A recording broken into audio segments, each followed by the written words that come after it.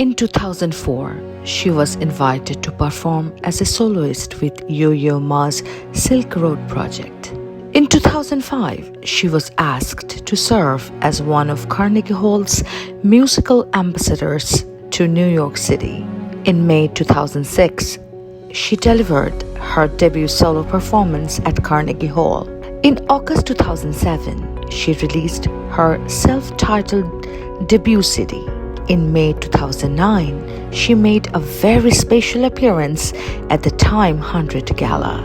In the November of 2009, she was invited to the White House to again sing alongside A.R. Rahman at President Obama's first state dinner in honor of the Indian Prime Minister Manmohan Singh. 2011 was a year of film music for her.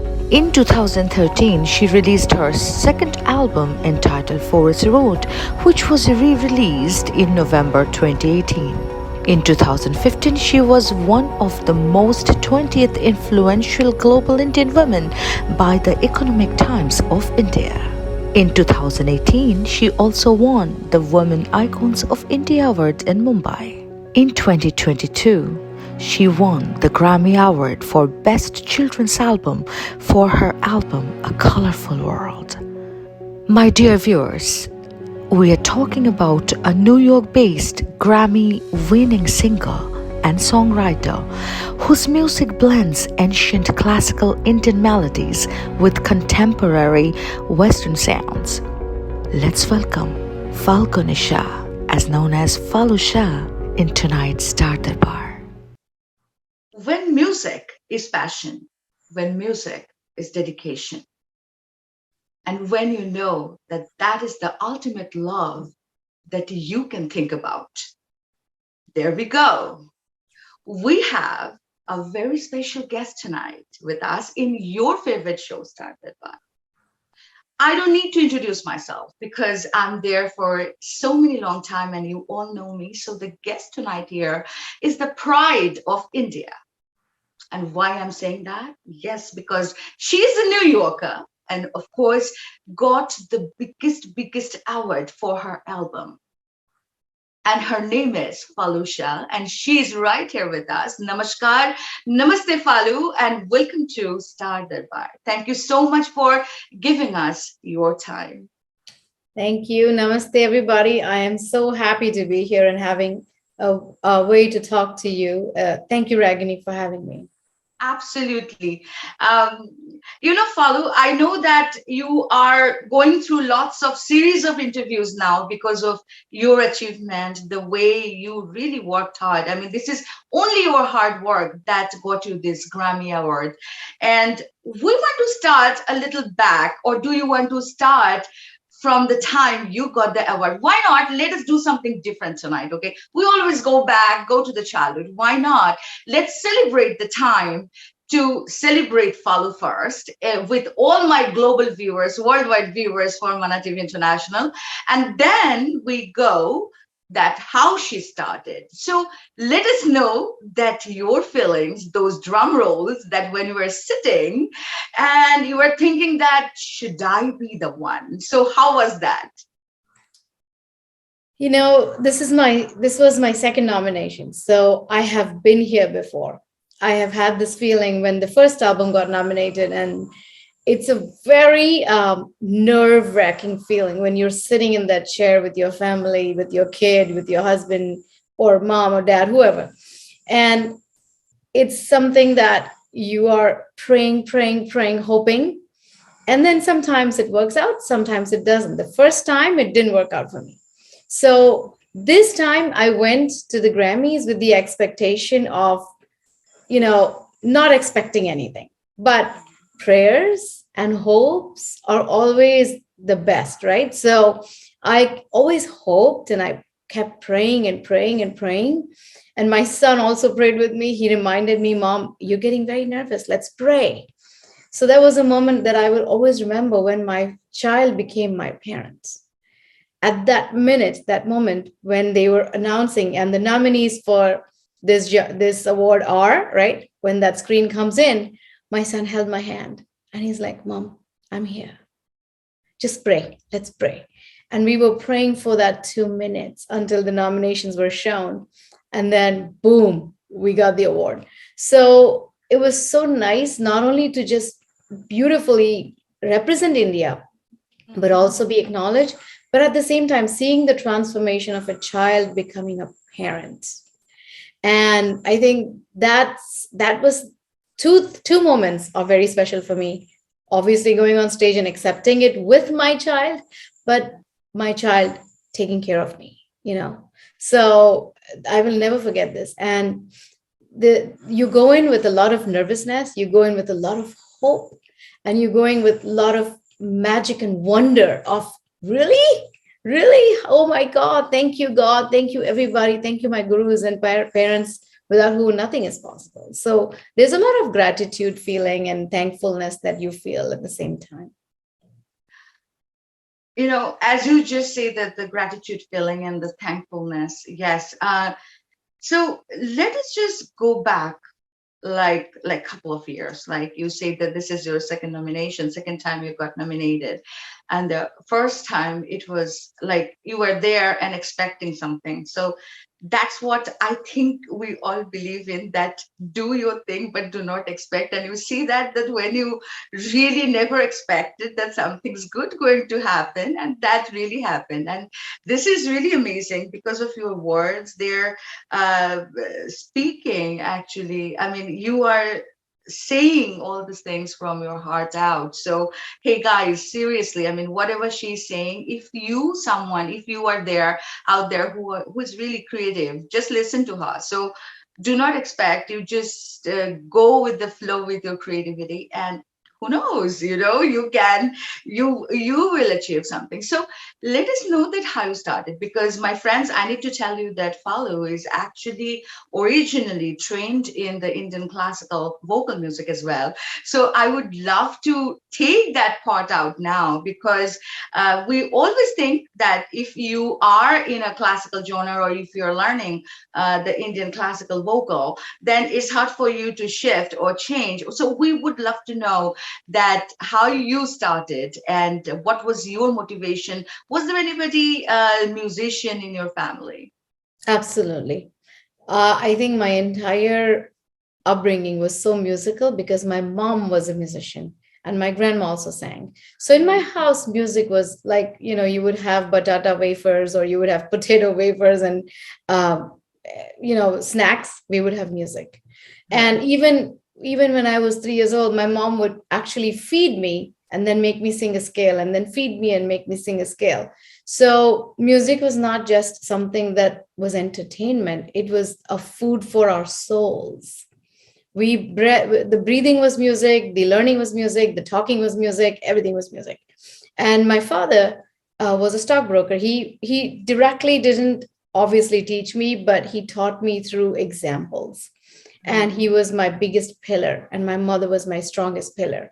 So it comes when a family supports a child, encourages and pushes the child towards the talent that the kid has, it's most likely going to blossom. I've learned that in my personal way. And my mother always put me in classes, and one thing led to another, and I kept learning and learning, and I was very driven from the beginning. I never wanted to waste a single minute. Like, I would practice for 16 hours a day for 10 years. And that was the best thing I enjoyed. I never missed going to theaters and never missed going to malls. That wasn't something I was fond of. So hard work and blessings and the support of your family and extended family, when that all comes together, sometimes miracles like this happen. You said 16 hours, isn't that what you said right now? Okay, 16 hours. Okay. These days, I'm just saying this, please don't take me otherwise. My viewers also, I love you guys. But these days, I think music is kind of fun. A lot of people are self-taught, and I love that, because that's like a different motivation that you can get.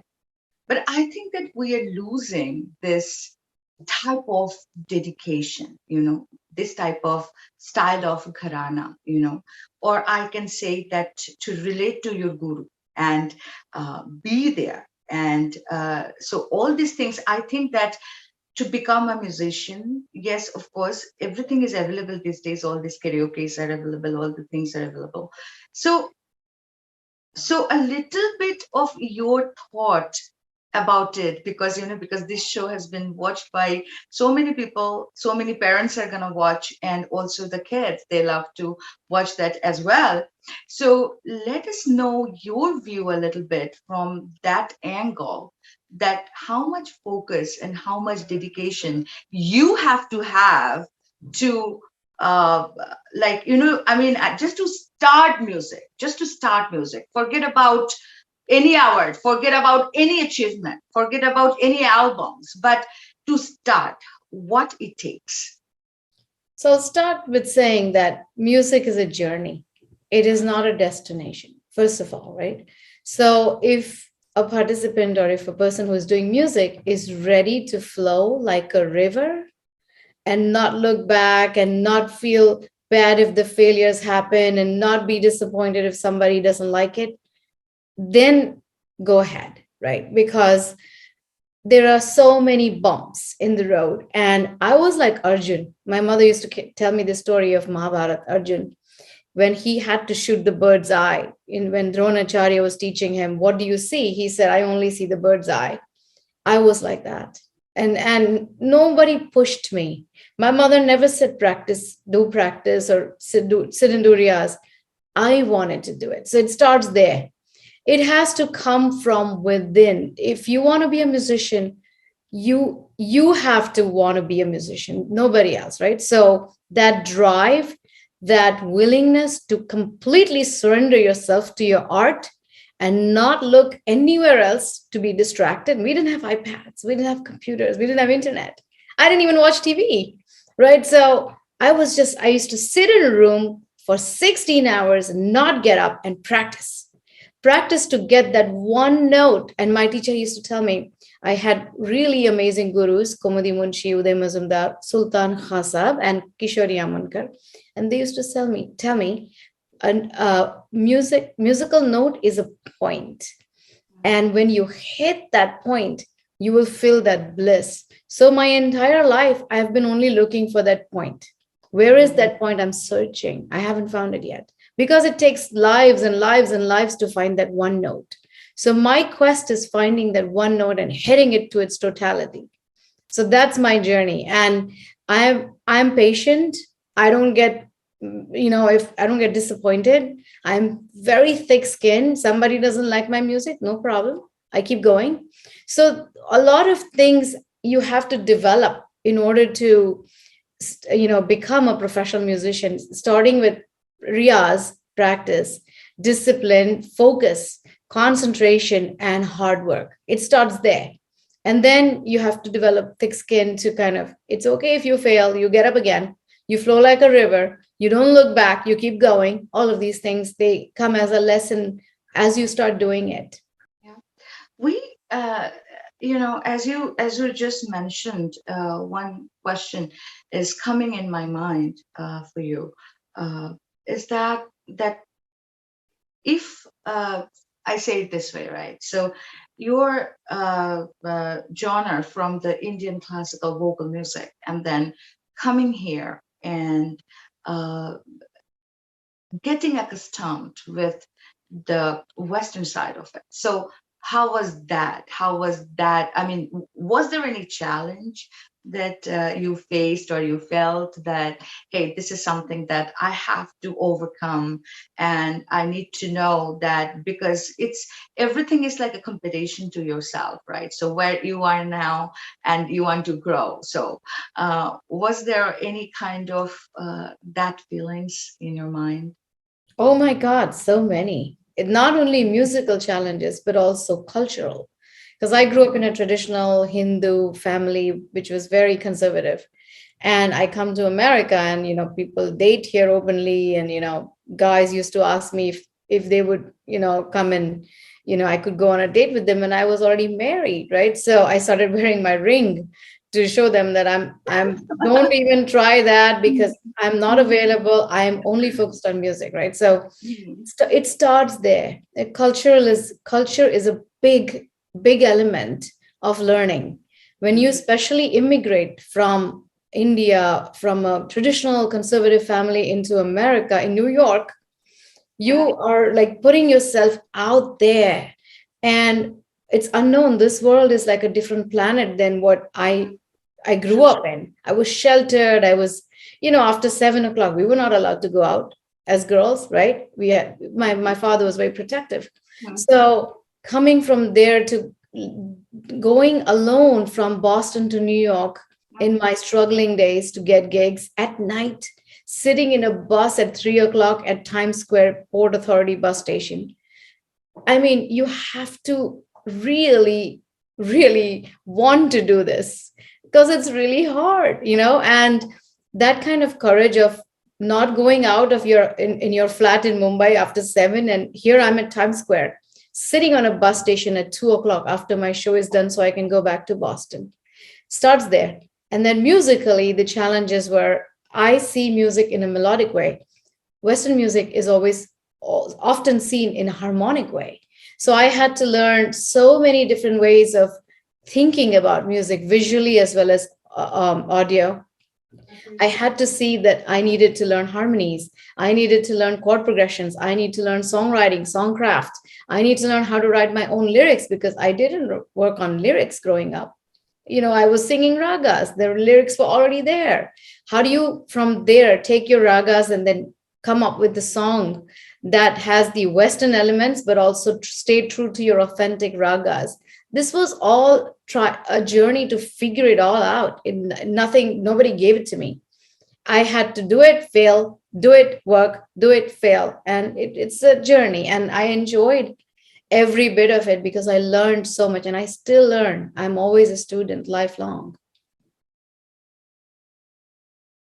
So heart touching, right? When you look back and I think these are your key moments to grow stronger and bolder, isn't that?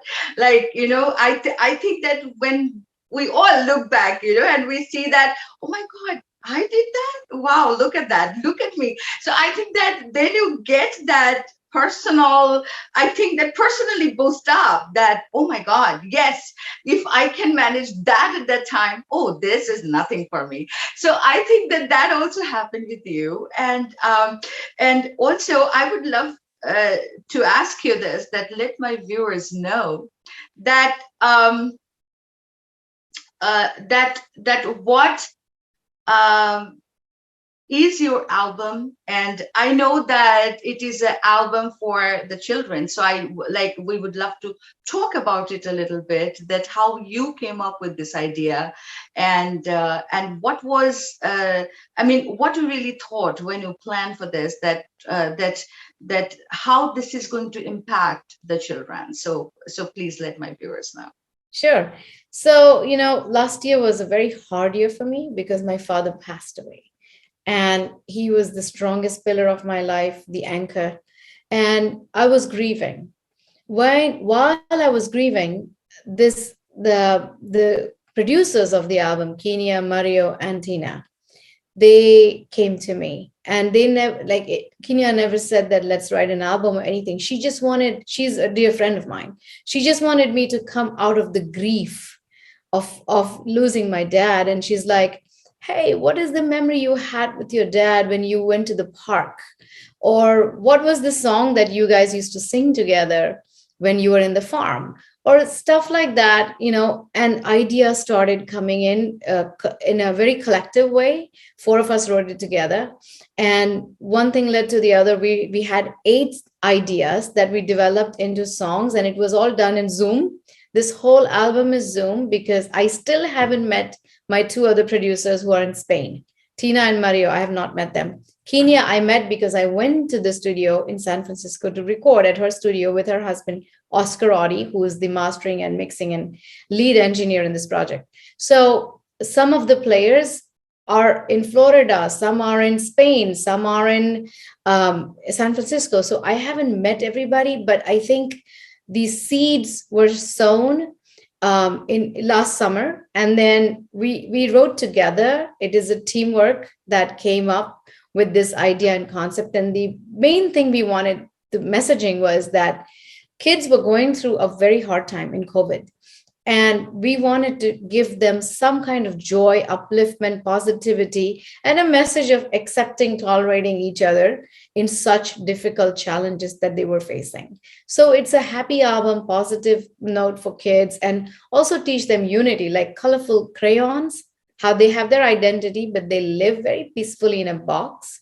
The same message reflected that all you kids are different colors, background, skins, religion, but you can all live beautifully in this globe, in this world, and have your own identity. So you don't have to be afraid of each other, but embrace each other's differences. Friends, you know what? We want to share her story. We want to share her journey with you, but we have to set in the time as well, right? So we're going to be back and next week with Falu as well. And we are going to talk about how she worked with all these beautiful legendary artists. And Falu, I think that you'll be back with us again next week. And please say a few words before you go tonight. Well, I want to wish everybody thank you and say I'm so grateful for your love, support, and your blessings. And please keep giving me those. I really appreciate it.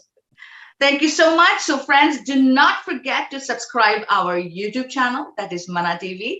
And please love, like, and share our videos, our repeat telecasted videos from our Facebook page, that is also Mana TV. And Ragini is really honored to have your love and blessings for all these years from my beautiful viewers of Mana TV International. Thank you so much for joining me. We'll be coming back again next week with Falu one more time.